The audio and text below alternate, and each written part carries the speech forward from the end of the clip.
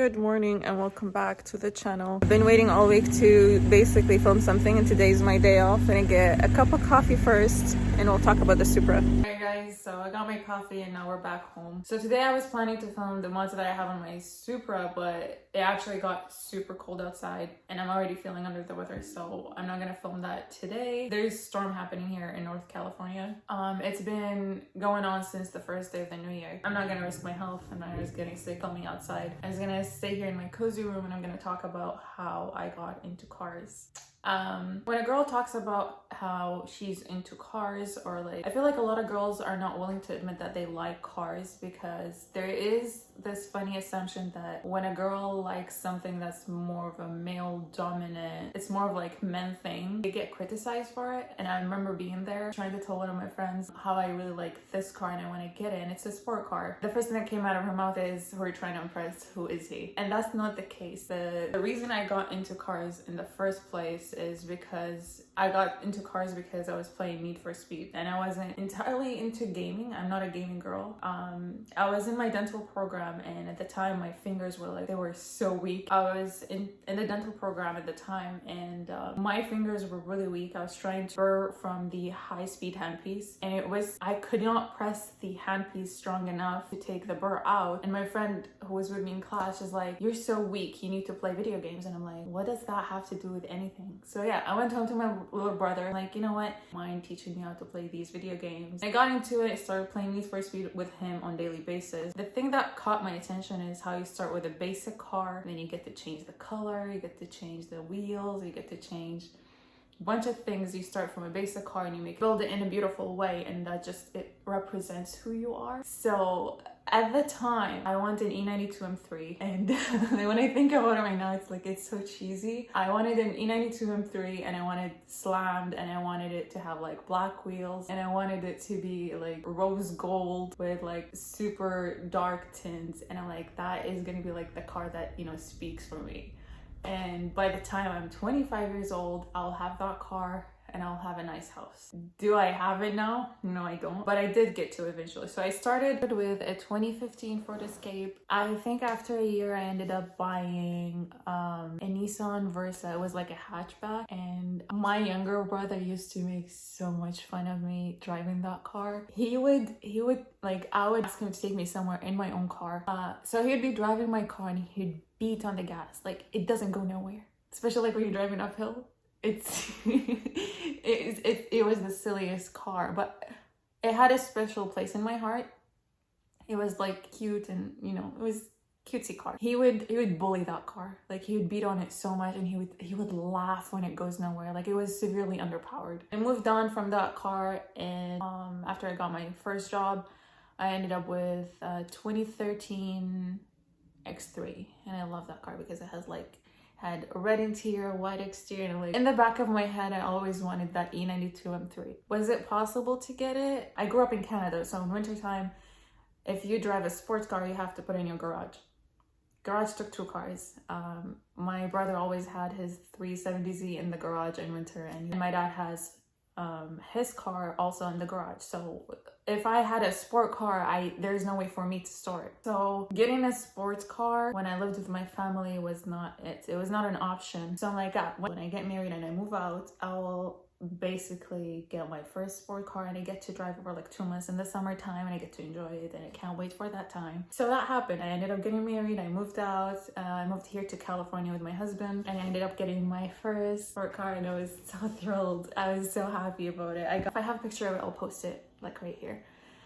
I went too wild, like way too much out of my comfort zone. I ended up getting a 135i manual transmission, and it was beautiful red and black. I had beautiful wheels, and I think they were like fake BBS wheels. I was thrilled. I'm like, I can't believe this is me. I'm gonna be driving manual. Did I succeed? Let me just say I got to enjoy it for a little bit, but I was terrified. Whenever I drive it, I'm filled with shame because of the amount of time I just keep stalling, and people behind me would be honking, and I'm like, this is so embarrassing. I cannot drive this car. I am thinking in the future of getting a car that's a cheap car, like a really cheap car that I can just learn to drive around in really big empty parking space to get good at it without hurting anyone or hurting myself. That's for the future. Right now, I don't think I have the confidence to do it. Moving on, I ended up selling the 135 and I ended up getting 2013 328i. It was a sedan. It was, again, beautiful red interior, and I'm obsessed with red interior. It just makes your selfies pop. Not that I post any selfies. If you see my Instagram, there isn't many selfies.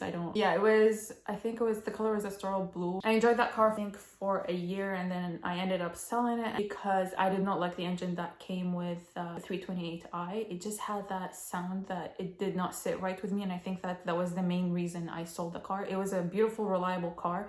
It's just the sound that came from the engine really bothered me, and I'm like, I don't want it. In the meantime, my husband was working on a project car, and it was the E92 M3, red interior, black exterior, beautiful car. I got to enjoy it.